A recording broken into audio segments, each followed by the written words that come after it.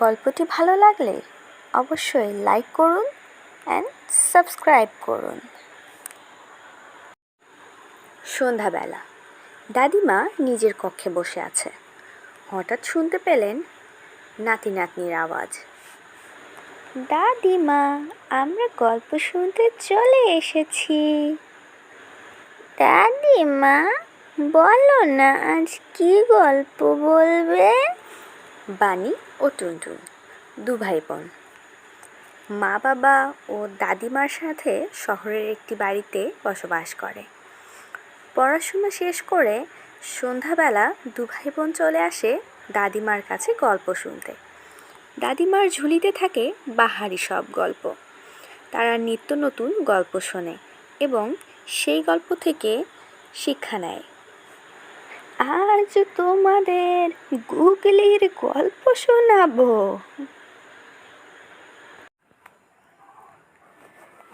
এক সকালে ছোট্ট এক গ্রামে হইচই শুরু হলো।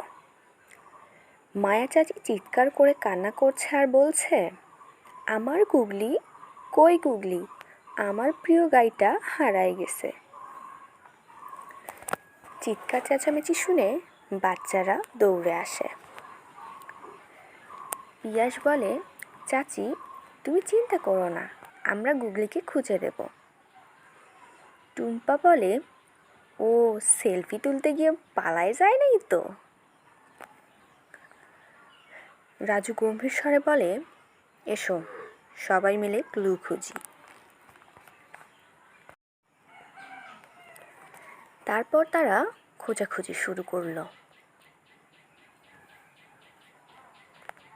পিয়াস হঠাৎ মাটিতে তাকিয়ে বলল, এই যে গরুর পায়ের ছাপ। টুম্পা ঝোপের দিকে তাকিয়ে বলল, ঝোপের দিক থেকে ঘন্টার আওয়াজ আসছে। রাজু বলল, তবে চলো ওই দিকেই যাই।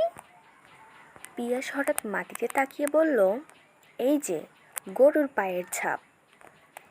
টুম্পা ঝোপের দিকে তাকিয়ে বলল, ঝোপের দিক থেকে ঘন্টার আওয়াজ আসছে। রাজু বলল, তবে চলো ওই দিকেই যাই। তারা ঝোপের দিকে গিয়ে দেখে গুগলি জালে জড়িয়ে গেছে। গুগলি হাম্বা হাম্বা করে ডাকছে। রাজু বলল, আমার কাছে ছোট ছুরি আছে, সাবধানে কেটে দিচ্ছি। তারপর তারা গুগলিকে মুক্ত করে নিয়ে চলল গ্রামের পথে। তারা গ্রামে ফিরে আসলে মায়া চাচি গুগলিকে দেখে ভীষণ খুশি হয়। খুশিতে তিনি বলে, তোমরা আমার ফেরেশতা, আজ পায়েস রান্না করব। বাচ্চারা একসাথে খুশিতে বলে, ইয়ে মজা।